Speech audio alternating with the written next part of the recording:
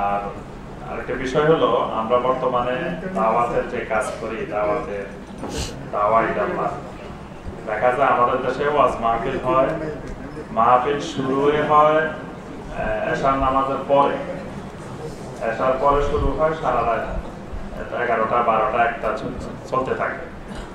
অথচ নবী সাল্লাল্লাহু আলাইহি ওয়াসাল্লাম পৃথিবীতে আসছেন এই দাওয়াতের জন্য। দাইয়ান ইলাল্লাহি বিইজনিহি। নবী সাল্লাল্লাহু আলাইহি ওয়াসাল্লামের মূল কাজে ছিল দাওয়াত ইলাল্লাহ।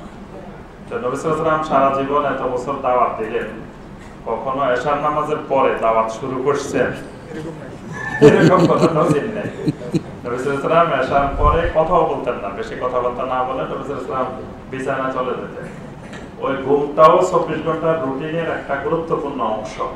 কিন্তু আমরা দেখা যায় দাওয়াত দিতে গিয়ে ওই ঘুম নষ্ট করে মানুষকে কষ্ট দিয়ে যারা মাহফিলে বসে থাকে, আমরা দেখি তো মাহফিলে গেলে যে অনেকে ঘুমায়, অনেকে ঝুরে নিয়ে আসতেছে, অনেক কষ্ট করে মানে বসে আছে। তো তার কথা ওর কিছু মনে থাকে, মাঝখানে হুজুর যদি কোনো কিচ্ছা কাহিনী বলে তাহলে সেটা হয়তো মনে থাকে, কোরআন হাদিস বললে সেগুলো তার মাথায়ও থাকে না, মনেও থাকে না। আমরা গত বছর এক মাহফিলে গেলাম, মাহফিল শুরু হয়েছে আসার পরে ফজর পর্যন্ত চলবে।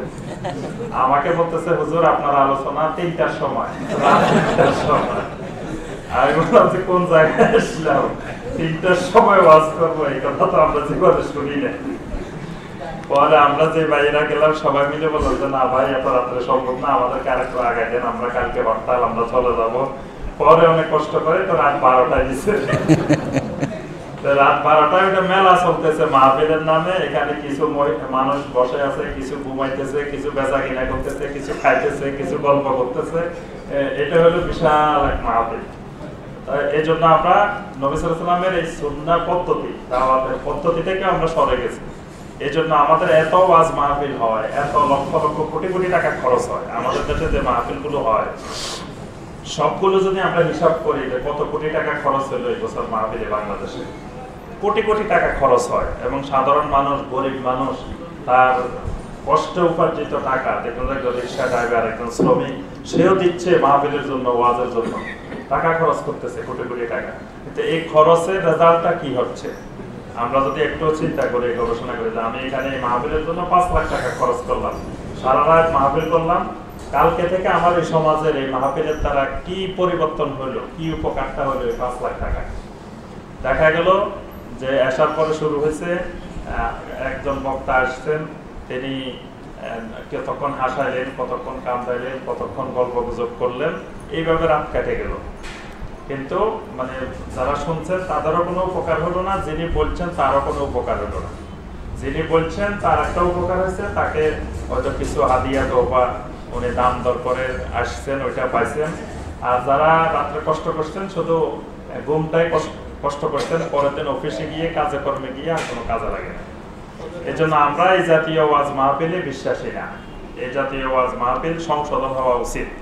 সংশোধন হয়ে ওয়াজ মাহফিল অল্প কতক্ষণ হবে, সারা রাতের দরকার কি? 1 ঘন্টা যে আলোচনা হবে সেটা সারা রাতের আলোচনার কাজ 1 ঘন্টায় হয়ে যাবে।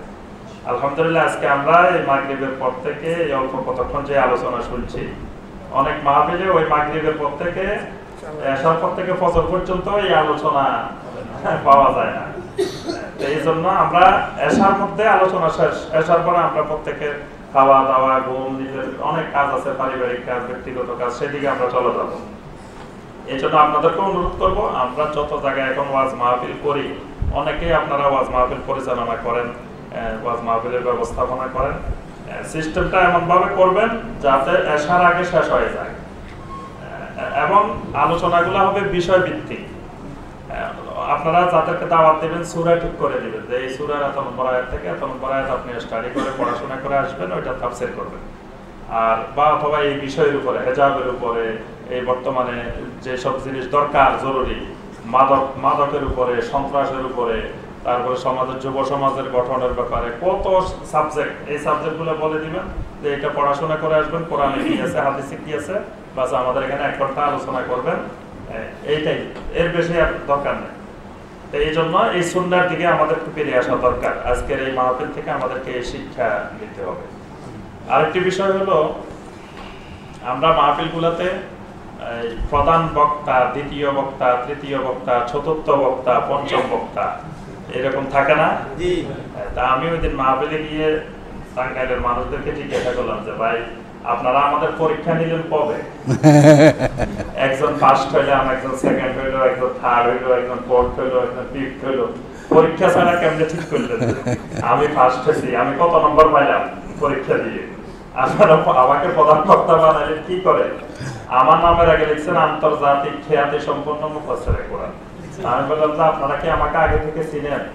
চুপ করে রেখেছে, বলে না কিছু। আমি বললাম আপনারা টাঙ্গাইলের মানুষই আমাকে চিনেন না, আমি আবার আন্তর্জাতিক খ্যাতি সম্পন্ন মুফাসসিরে হইলাম কেমনে? বাংলাদেশের মানুষই চিনে না আমার আন্তর্জাতিক খ্যাতি সম্পন্ন মুফাসসিরে কোরআন। এগুলো হলো ইসলামের নামে ভাওতাবাজি, ব্যবসা। তা আমি বললাম যে বক্তাদের বাংলাদেশে আন্তর্জাতিক খ্যাতি সম্পন্ন মুফাসসিরে কোরআন একজনও নাই। কোন আলেমের নামের আগে এই খবরদার এগুলো লিখবেন না যে আন্তর্জাতিক যারা। আবু হুরায়রা রাদিয়াল্লাহু তাআলা আনহু কি আন্তর্জাতিক না? পৃথিবীর একবারে আমেরিকা হইতে, অস্ট্রেলিয়া হইতে, ইউরোপ আমেরিকা হইতে একজন মুসলিম আছে যে আবু হুরায়রাকে চিনে না? যিনি এত হাজার হাদিস বর্ণনা করেছেন নবী সাল্লাল্লাহু আলাইহি ওয়াসাল্লাম, তার নাম কি রকম? আন আবি হুরায়রা।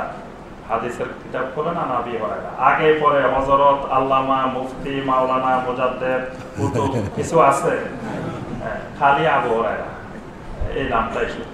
তা আমি বললাম যে এইসব বাদ দেন, ইসলামের নামে এগুলোই ইসলামকে শেষ করতেছে সমাজে।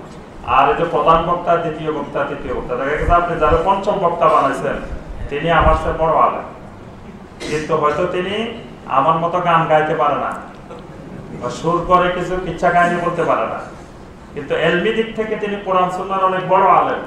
তাকে আপনি বানায় রেখেছেন পঞ্চম বক্তা।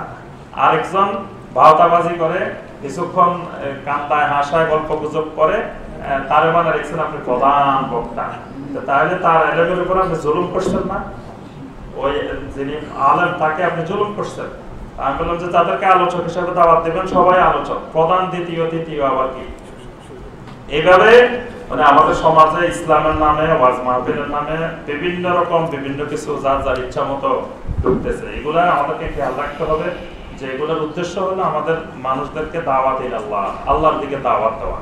তো এই দাওয়াতের মডেল, এই দাওয়াতের নমুনা মুহাম্মদুর রাসূলুল্লাহ সাল্লাল্লাহু আলাইহি ওয়াসাল্লাম, সাহাবায়ে কেরাম রাদিয়াল্লাহু তাআলা আলাইহিম, তারা কোন সময় দাওয়াত দিতেন, কিভাবে দাওয়াত দিতেন, তাদের দাওয়াতের হিকমা কি ছিল, তাদের দাওয়াতের পদ্ধতি কি ছিল, তাদের দাওয়াতের বিষয়বস্তু কি ছিল, এসব তো আমাদেরকে খেয়াল রাখতে হবে। তাহলে অল্প দাওয়াতেও, অল্প কাজেও, অল্প কথায়ও অনেক কাজে আসবে। আল্লাহ পাক আমাদের সবাইকে তৌফিক দান করুন।